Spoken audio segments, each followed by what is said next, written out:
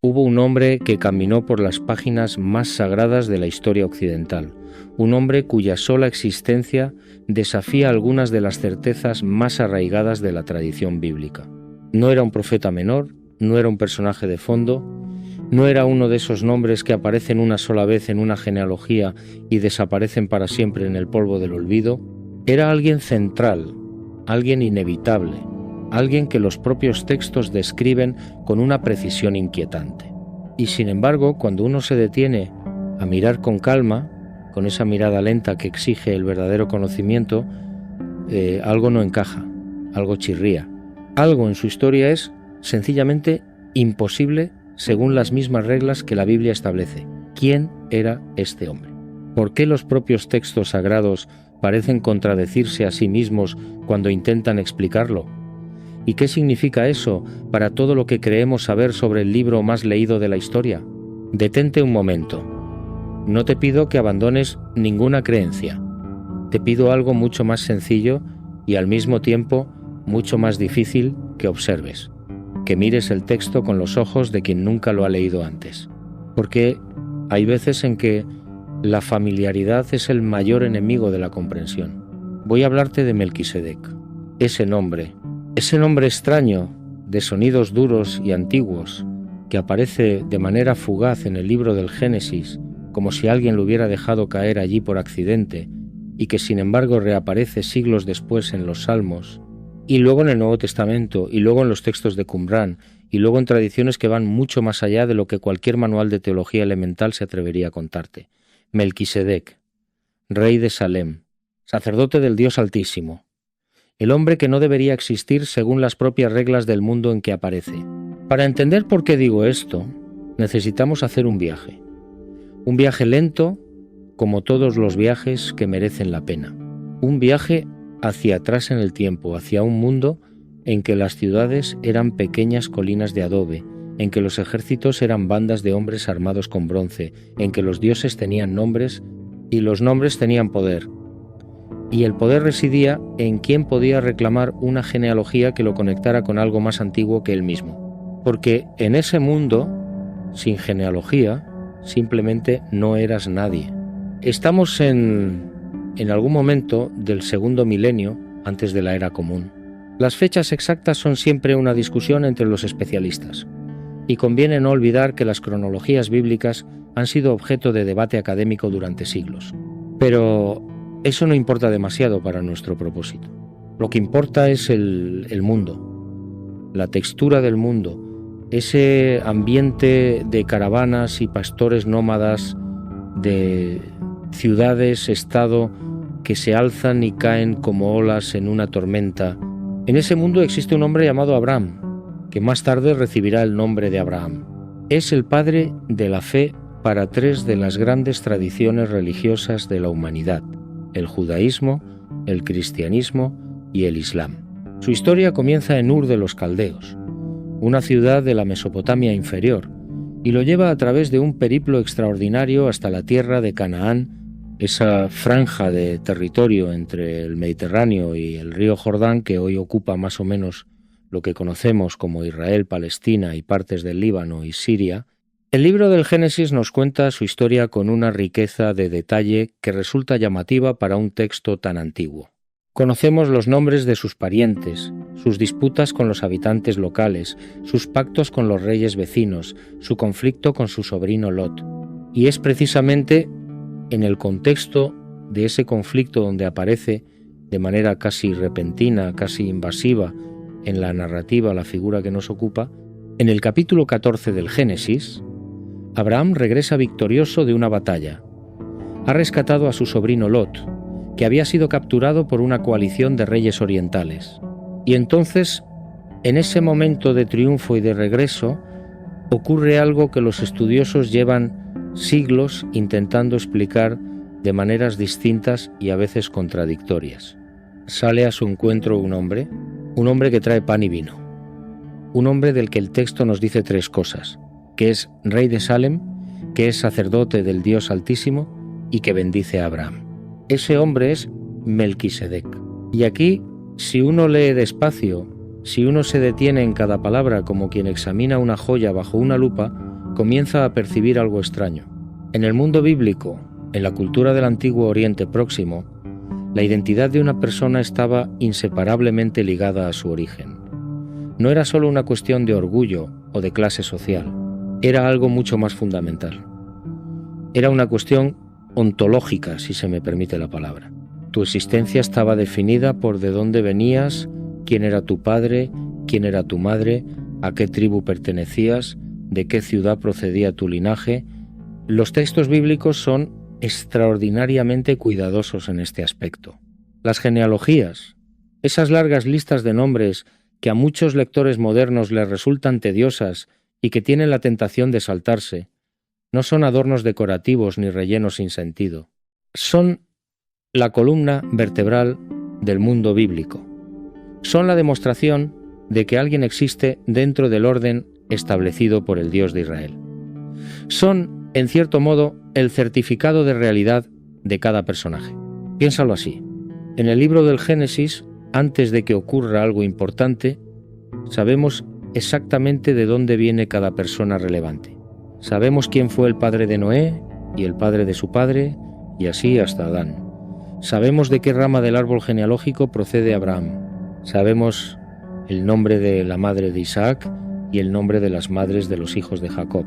El texto es meticuloso, casi obsesivo en este aspecto.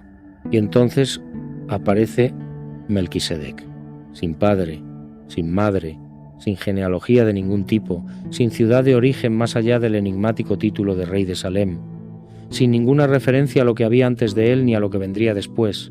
Aparece, bendice a Abraham, recibe de Abraham el diezmo, 1/10 parte del botín de guerra, que es un gesto de enorme significado ritual y religioso, y luego desaparece del texto tan abruptamente como había aparecido.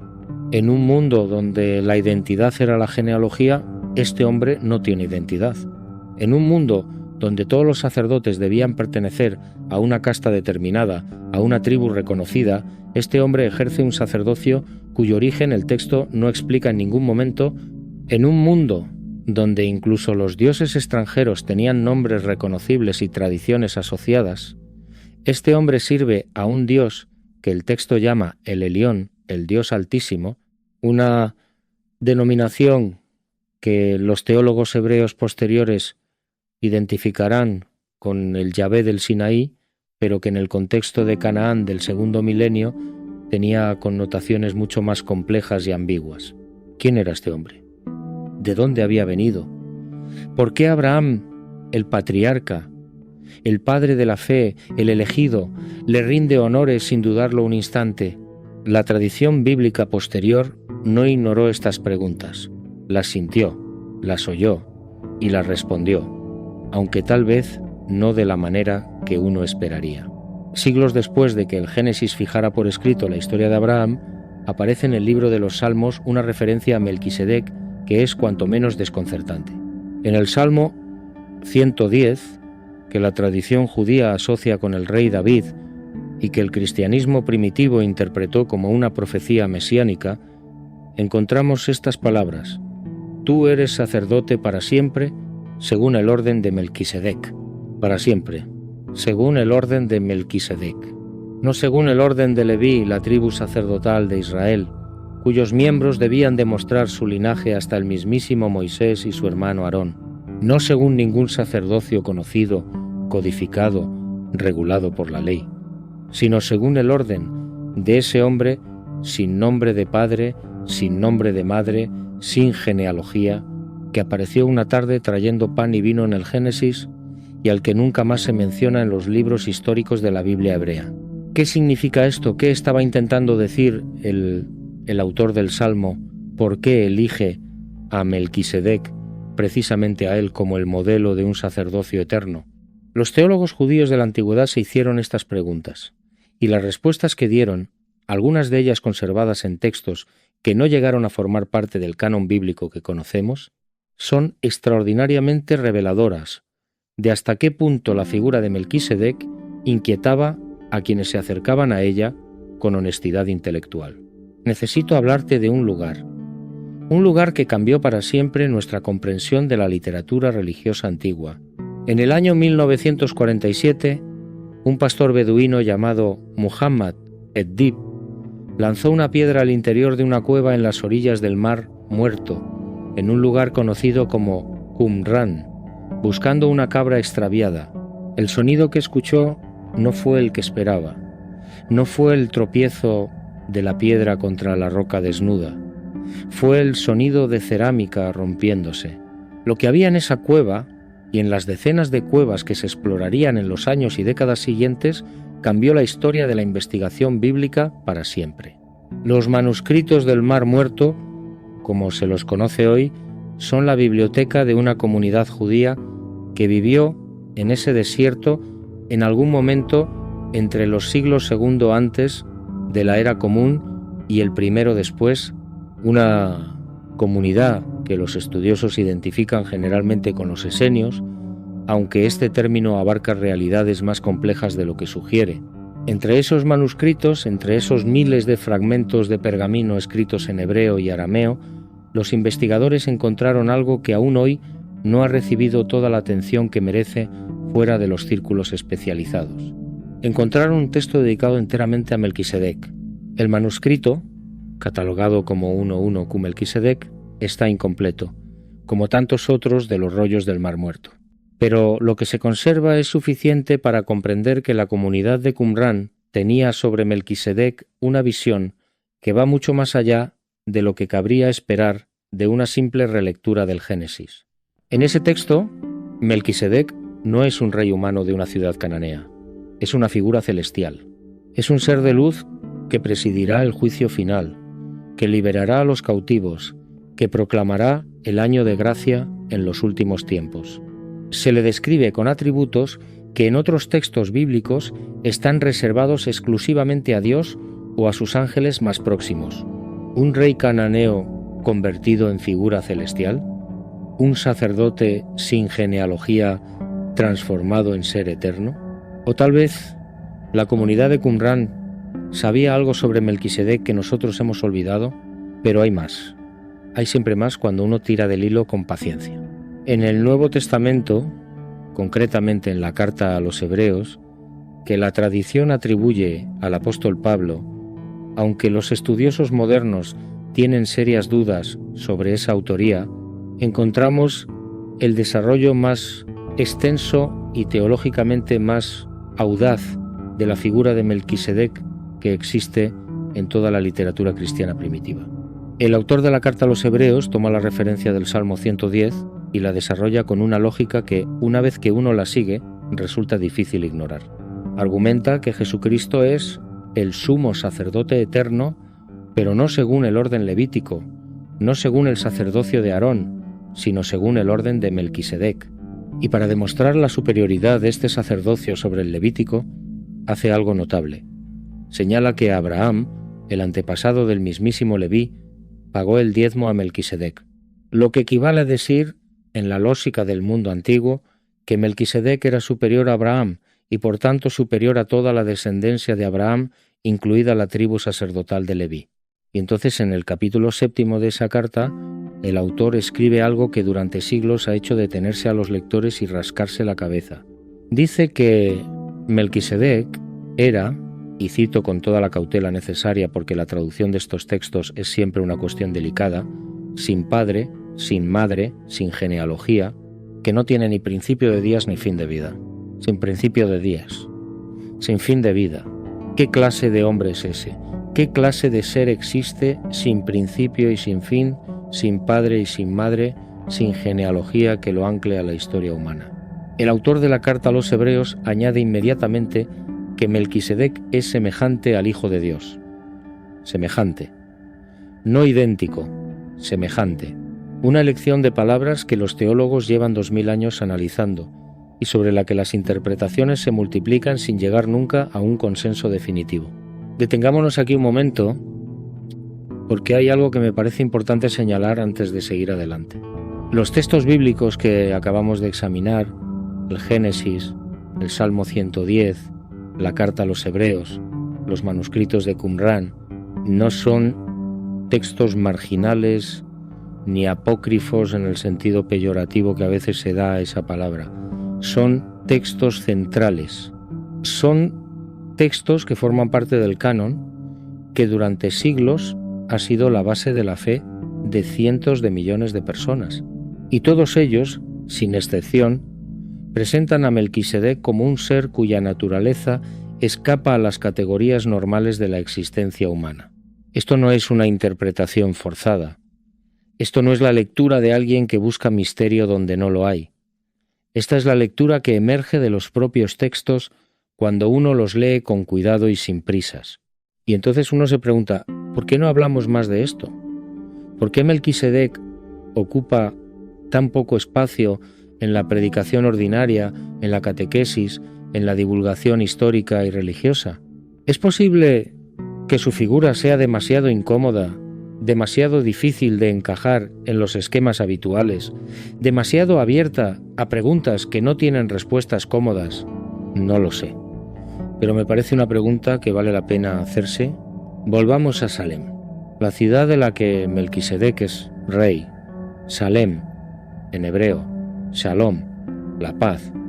Los estudiosos identifican generalmente Salem con la futura Jerusalén, aunque hay voces discordantes. Si esta identificación es correcta, significa que mucho antes de que David conquistara la ciudad y la convirtiera en capital de su reino, mucho antes de que Salomón construyera el templo, había en ese lugar un rey sacerdote que servía al Dios Altísimo y que poseía una autoridad espiritual tan reconocida que el propio Abraham le rindió honores.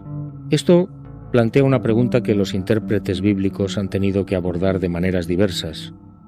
¿Cómo es posible que en Canaán, en ese mundo de politeísmo y de cultos a la fertilidad que los textos bíblicos describen como una corrupción espiritual que el pueblo de Israel debía evitar a toda costa, hubiera ya un sacerdote del Dios verdadero? Un sacerdote que no pertenecía al linaje de Abraham, que no había recibido la revelación del Sinaí, que no conocía la ley de Moisés porque Moisés aún no había nacido. La respuesta más sencilla, la respuesta que da la teología tradicional, es que Dios puede revelarse a quien quiere, cuando quiere y como quiere. Que los límites que nosotros ponemos a la acción divina son solo eso, límites humanos, que no tienen por qué coincidir con la realidad de lo sagrado. Es una respuesta honesta. Es una respuesta que no carece de profundidad, pero tal vez no sea la única respuesta posible. ¿Y si Salem no era solo una ciudad? ¿Y si el título rey de Salem tenía en el mundo antiguo una resonancia que hemos perdido con el paso de los siglos? En las tradiciones del antiguo Oriente Próximo, el rey no era simplemente un administrador político o un jefe militar. Era el intermediario entre los dioses y los hombres. Era quien mantenía el orden cósmico, lo que los sumerios llamaban Me y los egipcios llamaban Maat, ese principio de armonía y justicia que sostenía el mundo. El rey sacerdote era una figura conocida en varias culturas del período, alguien cuyo poder era simultáneamente político y religioso, alguien que no necesitaba justificar su autoridad porque su autoridad era en sí misma parte del orden del cosmos. Si Melquisedec era el rey sacerdote de una tradición así, si Salem era el centro de un culto al Dios Altísimo que existía mucho antes de que Abraham llegara a Canaán, entonces estamos ante una posibilidad que transforma radicalmente nuestra comprensión de la historia religiosa de la región. Estaríamos diciendo que el monoteísmo, o algo muy parecido al monoteísmo, no comenzó con Abraham, que había en aquella tierra antes de la llegada del patriarca una tradición religiosa que reconocía a un Dios supremo por encima de todos los demás, una tradición que el texto bíblico no borra ni niega, sino que reconoce implícitamente al mostrar a Abraham inclinándose ante su representante. No sería descabellado pensar que los autores del Génesis, al incluir este episodio sin borrarlo ni explicarlo, estaban preservando un recuerdo de algo mucho más antiguo que ellos mismos, un recuerdo de que antes de Israel había algo. Antes de la alianza había una alianza anterior. Antes del sacerdocio levítico había un sacerdocio cuyo origen se perdía en tiempos que ningún cronista humano podía alcanzar. Existe una tradición rabínica, conservada en el Talmud y en varios textos de la literatura judía tardoantigua, que intenta resolver el misterio de Melquisedec de una manera muy particular. Según esta tradición, Melquisedec era en realidad Sem, el hijo mayor de Noé. Detente un momento con esa idea. Si las genealogías bíblicas se toman en su sentido más literal, si se acepta que los patriarcas antediluvianos vivieron los centenares de años que el texto les atribuye, entonces es matemáticamente posible que Sem, el hijo de Noé, estuviera aún vivo en tiempos de Abraham. Los cálculos que algunos rabinos hicieron a partir de las genealogías del Génesis indican que Sem habría sobrevivido no solo a Abraham, sino incluso a Isaac y a Jacob. Esta identificación servía un propósito teológico preciso. Si Melquisedec era Sem, entonces tenía genealogía. Entonces podía ser explicado dentro del sistema. Entonces, el escándalo de un sacerdote sin origen quedaba resuelto, o al menos mitigado. Pero hay un problema que el propio texto bíblico plantea sin resolverlo. Si Melquisedec era Sem, ¿por qué el Génesis no lo dice? ¿Por qué un texto tan cuidadoso con las genealogías, tan meticuloso con los linajes, oculta deliberadamente la identidad de este personaje? Es más razonable pensar que los autores del Génesis cometieron un descuido enorme, que olvidaron mencionar que el hombre que bendijo a Abraham era el mismísimo hijo de Noé, o que la ausencia de genealogía es deliberada, ¿es parte del mensaje? ¿Es exactamente lo que el texto quiere comunicar?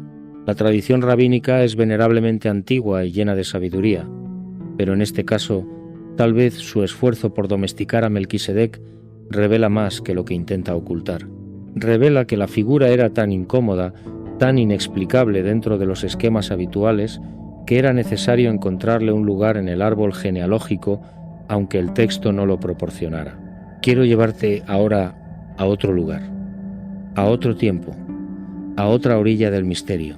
En el siglo II de la Era Común, en ese periodo extraordinariamente fecundo en que el cristianismo primitivo estaba todavía en proceso de definirse a sí mismo, existían comunidades de creyentes que tenían sobre Melquisedec ideas que las iglesias posteriores considerarían heréticas, pero que en ese momento eran parte de un debate vivo, apasionado, lleno de preguntas genuinas. Algunas de estas comunidades, conocidas por los estudiosos bajo el término general de gnósticos, aunque ese término abarca una variedad enorme de tradiciones distintas, creían que Melquisedec no era un hombre, o no era solo un hombre, era una potencia celestial, un ser de un orden superior, que había descendido al mundo material para encontrarse con Abraham como parte de un plan cósmico mucho más antiguo y complejo que cualquier historia humana. Entre los textos coptos encontrados en Nag Hammadi, en Egipto, en el año 1945, hay un texto que lleva precisamente el nombre de Melquisedec. Está incompleto, como tantos de esos textos, y su interpretación es objeto de debate entre los especialistas. Pero lo que se puede leer es suficiente para comprender que el Melquisedec de esta tradición es una figura de primer orden, un ser que trasciende los límites de lo humano, que tiene una misión cósmica, que existe en un plano de realidad que va más allá de lo que los ojos pueden ver. ¿Eran estas tradiciones pura especulación, fantasías teológicas sin base en los textos más antiguos? Tal vez, pero resulta notable que generaciones tan distintas, tan separadas en el tiempo y en la geografía, tan diferentes en su vocabulario y en su marco conceptual, llegaran todas a la misma conclusión fundamental, que Melquisedec era algo más que un hombre. Hay una pregunta que no hemos hecho todavía y que tal vez sea la más importante de todas. ¿Por qué el texto bíblico necesitaba a Melquisedec? Porque el texto lo incluye. Nadie lo obligó a hacerlo. Los autores del Génesis, quienes fueran y en cualquier periodo que trabajaran, tenían el poder de seleccionar, de editar, de incluir y de excluir. Y eligieron incluir este episodio, eligieron presentar a Abraham rindiendo honores a un rey sacerdote desconocido, sin genealogía, sin explicación, sin contexto. ¿Por qué? Una posibilidad es que el episodio fuera tan antiguo, tan profundamente arraigado en la tradición oral de la comunidad, que eliminarlos habría resultado imposible sin traicionar algo esencial. Hay historias que los pueblos recuerdan durante siglos porque algo en ellas resuena a un nivel que va más allá de la comprensión ordinaria. Historias que se repiten porque contienen algo verdadero aunque nadie sepa exactamente qué. Otra posibilidad es que la figura de Melquisedec era necesaria para establecer un principio teológico fundamental, que la relación entre el cielo y la tierra, entre lo sagrado y lo profano, entre el sacerdocio y el poder, no depende en último término de la genealogía humana, que hay formas de lo sagrado que existen antes de cualquier institución, antes de cualquier linaje, antes de cualquier ley escrita. Si eso es así, entonces Melquisedec no es simplemente un personaje curioso de los primeros capítulos del Génesis. Es una especie de fundamento invisible sobre el que se construye toda la arquitectura posterior de la teología bíblica. Es la prueba de que existe un orden por encima del orden, un sacerdocio por encima del sacerdocio, una alianza por encima de todas las alianzas. Y Abraham, al inclinar la cabeza ante él, al darle el diezmo, al recibir su bendición, está reconociendo implícitamente que hay algo anterior a su llamada, algo más antiguo que su propia elección, algo que precede y fundamenta todo lo que vendrá después. Hay una dimensión de esta historia que raramente se menciona en las discusiones habituales sobre Melquisedec y que sin embargo me parece de una importancia extraordinaria. El texto del Génesis dice que Melquisedec trajo pan y vino. Pan y vino. Esas dos palabras, en el contexto de la religiosidad antigua y en el contexto de todo lo que vendría después en la historia religiosa de Occidente, no son palabras inocentes. No son simplemente los alimentos que un anfitrión hospitalario ofrece a un viajero cansado. En la tradición bíblica posterior, el pan y el vino adquirirán una carga simbólica y ritual de una intensidad extraordinaria. La última cena de Jesús, el momento que para los cristianos define la institución de la Eucaristía, el corazón del culto cristiano desde sus primeros días, gira en torno a esos mismos elementos, el pan y el vino. ¿Es una coincidencia? ¿Eligieron los autores del relato de la última cena estos elementos de manera independiente, sin ninguna conexión con el episodio de Melquisedec? ¿O hay un hilo que une los dos momentos? ¿Un hilo que los primeros lectores de los evangelios, familiarizados con las escrituras hebreas, habrían reconocido de inmediato? La carta a los hebreos, que ya hemos mencionado, dice que Jesús es sumo sacerdote según el orden de Melquisedec.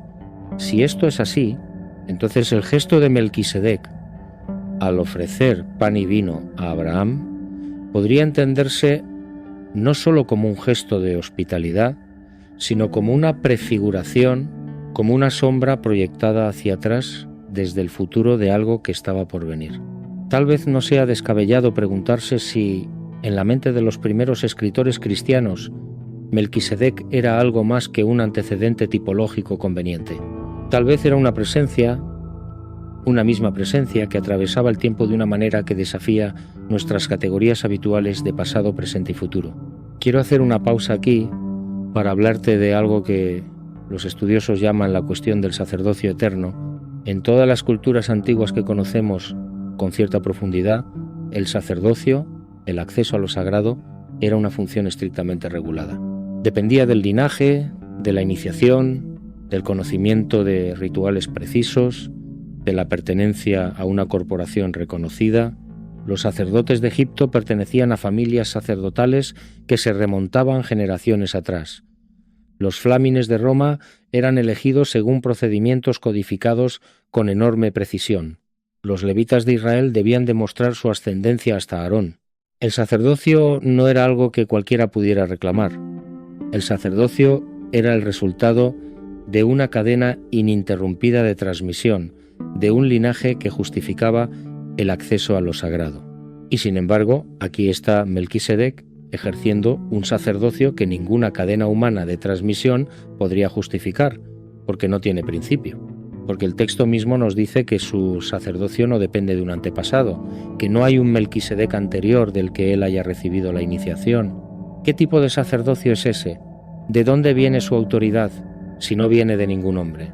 La única respuesta que el texto parece sugerir, sin decirlo nunca explícitamente, es que su sacerdocio viene directamente de lo divino, que no necesita intermediarios humanos porque él mismo es, en algún sentido que el texto no define pero insinúa, más cercano a lo divino que cualquier intermediario humano podría serlo.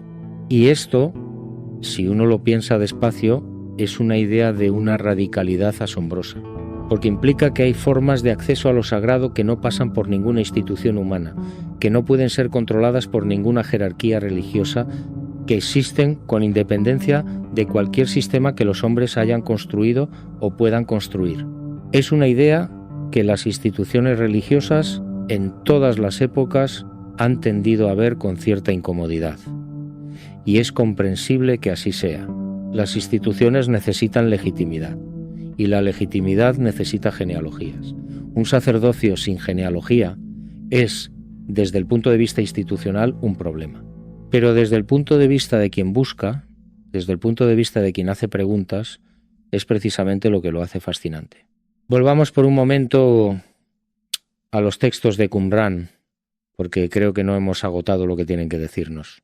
La comunidad del Mar Muerto, esa comunidad de hombres que vivió en el desierto judío hace 2000 años, esperaba el fin de los tiempos con una intensidad que impregna cada página de sus escritos. Esperaban dos Mesías, uno sacerdotal y otro real. Esperaban una batalla final entre la luz y la oscuridad. Esperaban la renovación del mundo. Y en ese contexto escatológico, en ese marco de expectativa de los últimos tiempos, Melquisedec ocupa un lugar que no puede pasarse por alto. El texto de 1.1 Cumelquisedec lo presenta como el ejecutor del juicio divino en el año del jubileo celestial, ese momento en que la deuda de los pecados será cancelada y los cautivos liberados. Lo presenta como alguien que está por encima de los ángeles, que tiene autoridad sobre potencias celestes. Lo presenta, en suma, como una figura que en otros contextos del judaísmo de la época habría sido descrita como un ángel de primera categoría, o tal vez algo más. ¿Cómo llegó la comunidad de Qumran a esta comprensión de Melquisedec? ¿Tenían textos que nosotros no poseemos? Habían conservado tradiciones orales que se remontaban a tiempos mucho más antiguos que los manuscritos que nos han llegado. No lo sabemos. Y esa ignorancia, ese espacio en blanco en nuestro conocimiento, es en sí misma una información. Nos dice que Melquisedec era una figura sobre la que existía mucho más material del que ha sobrevivido. Nos dice que las tradiciones sobre él eran ricas, diversas, y que la imagen que tenemos hoy es apenas un fragmento de algo mucho mayor que en su mayor parte se ha perdido. Hay un paralelismo que quiero explorar contigo, porque me parece de los más sugerentes de toda esta historia. En la tradición mesopotámica, particularmente en los textos sumerios y acadios, existe la figura del Apcayu, los sabios antediluvianos. Eran 7, según la tradición, y se decía que habían sido enviados por los dioses para transmitir a la humanidad el conocimiento necesario para construir la civilización, la escritura, la ley, la música, la arquitectura, la medicina. No eran exactamente hombres, aunque algunos textos los describen como tales. No eran exactamente dioses, aunque poseían una sabiduría que ningún hombre podía alcanzar por sí mismo. Eran, en algún sentido, intermediarios, seres que existían en el umbral entre el mundo humano y el mundo divino, cuya función era precisamente mediar, transmitir, conectar. ¿No recuerda esto a Melquisedec? ¿No hay en su figura algo de ese ser liminal, de ese personaje que existe en el umbral, que no puede ser catalogado ni como puramente humano ni como puramente divino, que aparece en el momento preciso en que la mediación es necesaria y luego desaparece? No estoy diciendo que Melquisedec sea un Apcayu. No estoy estableciendo una equivalencia que los textos no justifican. Estoy señalando un patrón, una estructura narrativa, una función mítica que aparece en culturas distintas y que tal vez nos dice algo sobre cómo el ser humano, en tiempos muy antiguos, comprendía la naturaleza de lo sagrado y su relación con lo humano. Hay figuras así en otras tradiciones. En la mitología griega, Hermes tiene algo de ese carácter liminal, de ese mensajero que cruza las fronteras entre mundos. En la tradición hindú, ciertos avatares divinos existen fuera de las categorías ordinarias del tiempo y la identidad. En las tradiciones chamánicas de culturas muy diversas, el chamán es precisamente aquel que puede moverse entre el mundo de los hombres y el mundo de los espíritus, que existe en ambos sin pertenecer completamente a ninguno.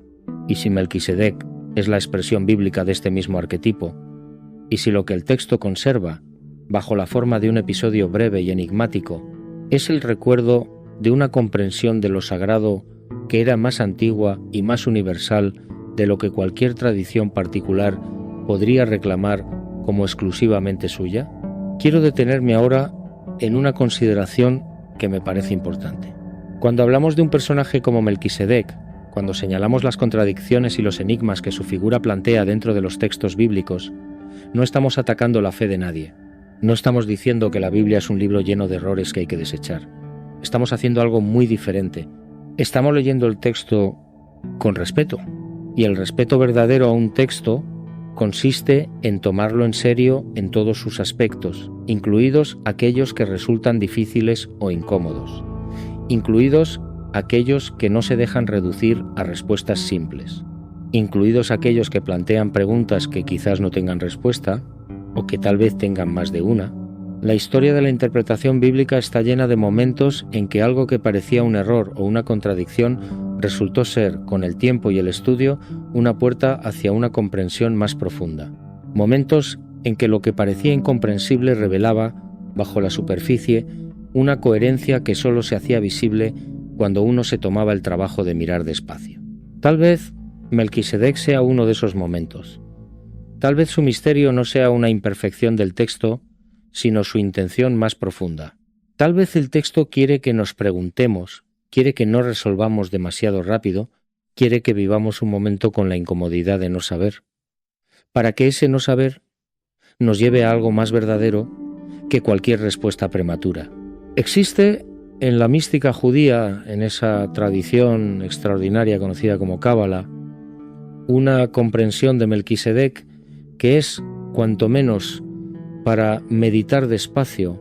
Los maestros cabalistas del medioevo y de la modernidad temprana, siguiendo hilos de tradición que ellos mismos decían remontarse a tiempos muy antiguos, identificaban a Melquisedec con el Sefirot de Tiferet, el centro del árbol de la vida cabalístico, el punto de equilibrio entre los atributos divinos de la misericordia y el rigor, entre la expansión y la contracción, entre el cielo y la tierra.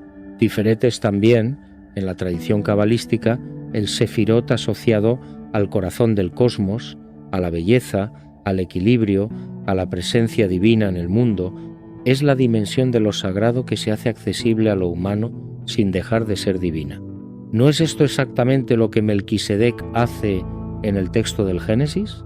¿No es él el punto en que lo divino y lo humano se encuentran, el momento en que Abraham, el padre de la fe, se inclina ante algo que no puede catalogar, pero que reconoce como superior a sí mismo?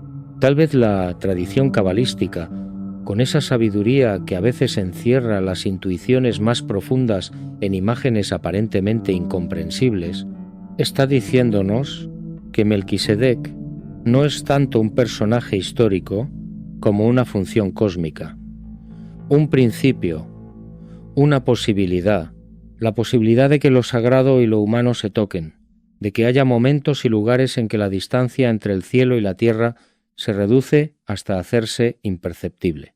Pero volvamos a la historia, porque la historia también tiene cosas que decir. Los arqueólogos que han trabajado en los yacimientos del período del Bronce Medio en Canaán, el período que correspondería aproximadamente a la época de Abraham según las cronologías más aceptadas, han encontrado evidencias de formas de culto complejas y sofisticadas que no siempre encajan con la imagen que tendemos a tener de la religiosidad cananea. Sí, había cultos a Baal y a Asera, a la diosa de la fertilidad y al dios de la tormenta. Sí, había ritos que las escrituras bíblicas describen como abominaciones, pero también había formas de veneración de un Dios supremo, de un el primordial, que muchos investigadores consideran el sustrato religioso más antiguo de la región, anterior a las diferenciaciones posteriores entre las distintas divinidades del panteón cananeo. El nombre El Elyon el Dios Altísimo al que sirve Melquisedec en el texto del Génesis, no es un nombre inventado por los autores bíblicos. Es un nombre que aparece en textos ugaríticos, en inscripciones del período, en fuentes que son completamente independientes de la tradición bíblica. Es el nombre del Dios supremo del panteón cananeo más antiguo, antes de que las diversas corrientes religiosas de la región comenzaran a diferenciarse y a entrar en conflicto. Si Melquisedec servía a este El Elyon, si Salem era un centro de culto a la divinidad suprema de la región, entonces la visita de Abraham no es el encuentro entre el único monoteísta de la región y un politeísta accidental.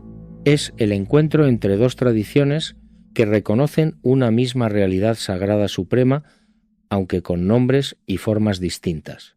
Y si la historia religiosa de esa tierra, la historia de lo que hoy llamamos Tierra Santa, es mucho más rica y más compleja de lo que cualquier relato simplificado podría capturar, y si antes de las divisiones, antes de las definiciones, había algo más antiguo y más fundamental que conectaba tradiciones que la historia posterior presentaría como incompatibles, hay un aspecto de la historia de Melquisedec que generalmente se pasa por alto y que me parece de una relevancia extraordinaria. Abraham no simplemente recibe la bendición de Melquisedec.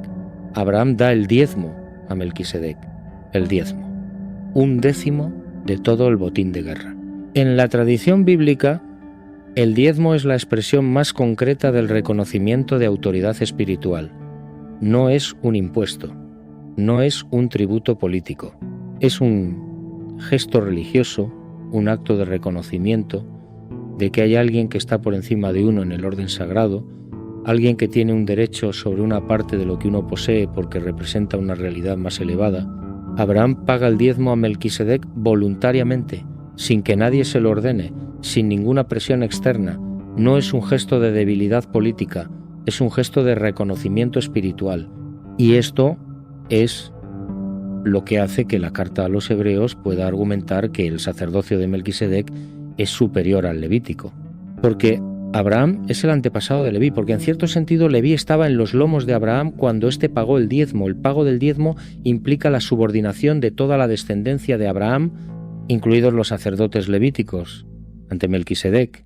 Es un argumento de una lógica interna impecable dentro de los presupuestos del mundo antiguo. Y es un argumento que señala algo que el texto bíblico nunca resuelve explícitamente. ¿Quién tiene la última palabra en el orden de lo sagrado? ¿La institución humana, por antigua y venerable que sea? ¿O aquello que precede a cualquier institución, aquello que existe antes de que cualquier hombre haya trazado ninguna frontera entre lo santo y lo profano? Permíteme que te lleve ahora a una reflexión que puede parecer alejada de nuestro tema, pero que creo que está en su corazón más profundo. Vivimos en un tiempo en que las preguntas sobre los orígenes son más urgentes que nunca, no solo en el ámbito de la religión, sino en todos los ámbitos. Queremos saber de dónde venimos, queremos saber qué somos, queremos saber si hay algo más allá de lo que podemos ver y medir y cuantificar. Estas son las preguntas que el ser humano se ha hecho desde que tiene uso de razón, y son preguntas que no han encontrado respuesta definitiva porque tal vez no la tienen. La figura de Melquisedec en este contexto me parece extraordinariamente relevante, no porque dé respuestas, sino precisamente porque no las da. Porque es en sí mismo una pregunta que el texto formula con precisión y que luego deja abierta, sin resolverla, como si supiera que algunas preguntas son más valiosas sin respuesta que con ella. ¿Qué significa que haya algo anterior a todos los sistemas, a todas las genealogías, a todas las instituciones? ¿Qué significa que haya un orden por encima del orden? Una autoridad que no necesita ser justificada porque es en sí misma el fundamento de toda justificación posible. Son preguntas filosóficas, son preguntas teológicas, pero también son preguntas profundamente humanas. Preguntas que cualquiera que haya mirado el cielo en una noche clara y se haya preguntado qué hay más allá de lo que puede ver, cualquiera que haya sentido alguna vez que la realidad tiene más capas de las que los ojos ordinarios pueden percibir, puede reconocer como propias. Melquisedec es tal vez la expresión más antigua de esa intuición en los textos que han moldeado la civilización occidental. La intuición de que hay algo anterior a todo, algo que no necesita genealogía porque es la fuente de todas las genealogías, algo que no necesita legitimarse porque es la fuente de toda legitimidad. Voy a hablarte ahora de una tradición que pocos conocen y que, sin embargo, está estrechamente relacionada con nuestro tema. En algunos textos gnósticos del siglo II y III, particularmente en aquellos que pertenecen a la tradición conocida como setiana, hay una comprensión de la historia sagrada que es muy diferente de la que encontramos en las formas mayoritarias del judaísmo y el cristianismo. Para estos textos, la historia de la salvación no comienza con Abraham, ni con Moisés, ni con Jesús. Comienza mucho antes. Comienza con revelaciones que se produjeron en los primeros tiempos del mundo, revelaciones que fueron confiadas a figuras que existían en el límite entre lo humano y lo divino, figuras que los textos ortodoxos a veces mencionan de manera fugaz, como si fueran fantasmas que no pueden ser ignorados completamente, pero que tampoco pueden ser admitidos del todo. Melquisedec es una de estas figuras. En algunos de estos textos es el recipiente y el transmisor de revelaciones que se remontan a antes del tiempo, a una era primordial en que el velo entre el mundo invisible y el mundo visible era más delgado que hoy. Ahora bien, estos textos son textos heterodoxos, textos que las iglesias mayoritarias rechazaron con buenas razones teológicas y que hay que leer con el contexto adecuado. No son fuentes históricas directas de los hechos que describen. Son interpretaciones, visiones, especulaciones de comunidades que tenían maneras particulares de entender la realidad espiritual.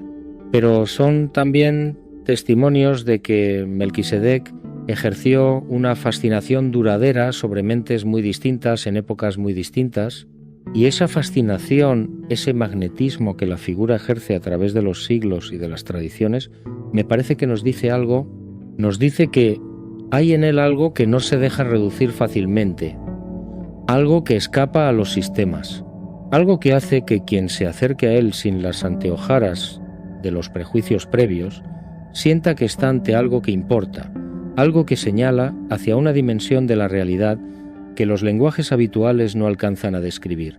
Y si Melquisedec no es un problema que necesita ser resuelto, sino una llave que necesita ser girada, eso es lo que me pregunto cuando me detengo a contemplar su figura con la calma que merece.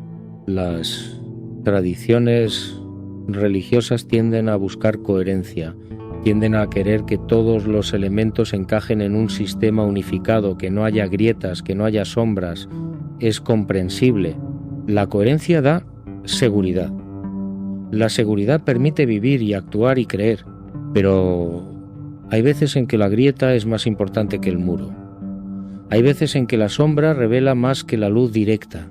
Hay veces en que el elemento que no encaja, precisamente por no encajar, nos indica que el sistema que construimos para comprenderlo todo no es tan completo como creíamos. Melquisedec es esa grieta. Melquisedec es esa sombra. Y tal vez la pregunta más honesta que podemos hacernos ante él no es ¿qué era?, sino ¿qué nos está diciendo sobre los límites de nuestros sistemas de comprensión? ¿Puede lo sagrado existir fuera de las estructuras que los hombres han creado para capturarlo? ¿Puede haber formas de lo divino que no se dejan domesticar por ninguna genealogía, por ninguna institución, por ningún canon?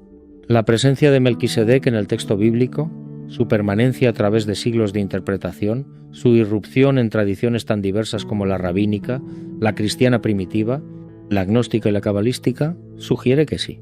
Sugiere que hay algo en esa figura que resiste la clasificación, que sobrevive a todos los intentos de resolverla, que sigue planteando su pregunta con la misma fuerza que debió de tener cuando fue escrita por primera vez. Quiero hacer una última parada antes de que lleguemos al final de este viaje. En el mundo islámico, Melquisedec no ocupa un lugar explícito en el Corán ni en el Hadith canónico.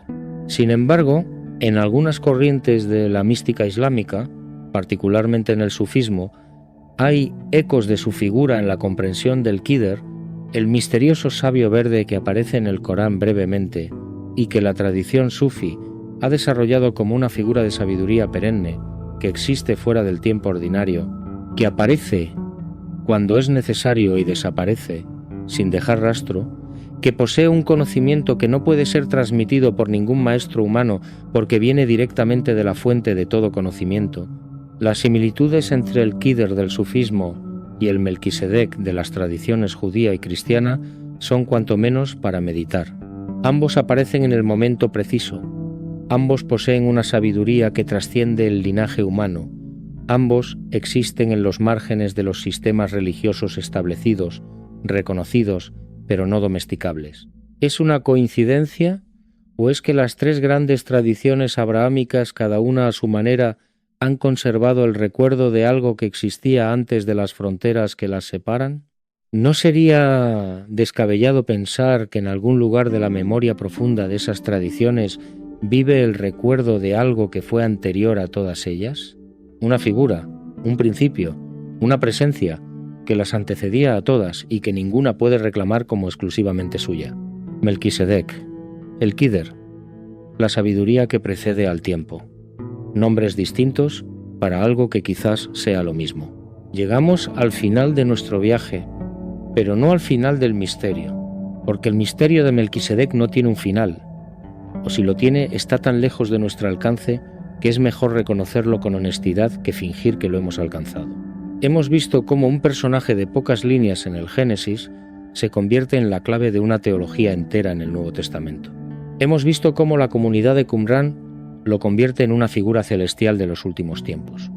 Hemos visto cómo los textos gnósticos de Nag Hammadi lo reconocen como portador de una revelación primordial. Hemos visto cómo la mística judía lo identifica con el corazón del cosmos. Hemos visto cómo figuras paralelas en otras tradiciones sugieren que tal vez ninguna de estas visiones sea exclusivamente original, que todas beben de algo más antiguo que cualquiera de ellas. ¿Qué conclusiones sacamos de todo esto? Yo me resisto a sacar conclusiones definitivas, no por comodidad ni por evasión, sino porque creo honestamente que las conclusiones definitivas en este terreno son la trampa más fácil en que uno puede caer. Lo que sí puedo decir es esto. La figura de Melquisedec nos recuerda que la historia religiosa de la humanidad es más rica, más compleja y más misteriosa de lo que cualquier narración simplificada puede capturar. Nos recuerda que los textos sagrados no son objetos muertos que podemos agotar con una sola lectura, sino seres vivos que siguen hablando, siguen sorprendiendo, siguen planteando preguntas nuevas a quienes se les acercan con ojos abiertos. Nos recuerda, sobre todo, que hay preguntas que son más valiosas sin respuesta que con ella. Preguntas que nos mantienen despiertos, que nos impiden asentarnos demasiado cómodamente en lo que creemos saber, que nos invitan a seguir buscando, a seguir mirando, a seguir asombrándonos. Melquisedec es una de esas preguntas. Un hombre que no debería existir según las reglas del mundo en que aparece. Un hombre sin padre ni madre, sin principio de días ni fin de vida, que llegó trayendo pan y vino, bendijo al patriarca y se fue para siempre, dejando a su paso una estela de enigmas que 2000 años de teología y 30 siglos de interpretación no han conseguido disipar completamente. ¿Quién era realmente? ¿De dónde venía? ¿A dónde fue? El texto no responde. Y tal vez en ese silencio, en esa negativa del texto a dar una respuesta fácil, está la respuesta más profunda de todas. Antes de que te vayas, hay algo que quiero pedirte. Si algo de lo que has escuchado hoy te ha hecho detenerte, te ha hecho mirar de otra manera algo que creías conocer, si has sentido, aunque sea por un momento, esa vibración que acompaña al descubrimiento de que el mundo es más grande y más misterioso de lo que pensábamos, escríbelo. En un comentario, en una reflexión propia, en una conversación con alguien que quieras, porque estos temas solo cobran vida cuando los compartimos. Cuando nos preguntamos juntos, cuando aceptamos que la búsqueda es más importante que la certeza y que la pregunta, si es la pregunta correcta, puede transformarnos más que cualquier respuesta. Si quieres seguir haciendo este viaje, si quieres seguir mirando los textos antiguos con estos ojos lentos y curiosos, sabes dónde encontrarnos.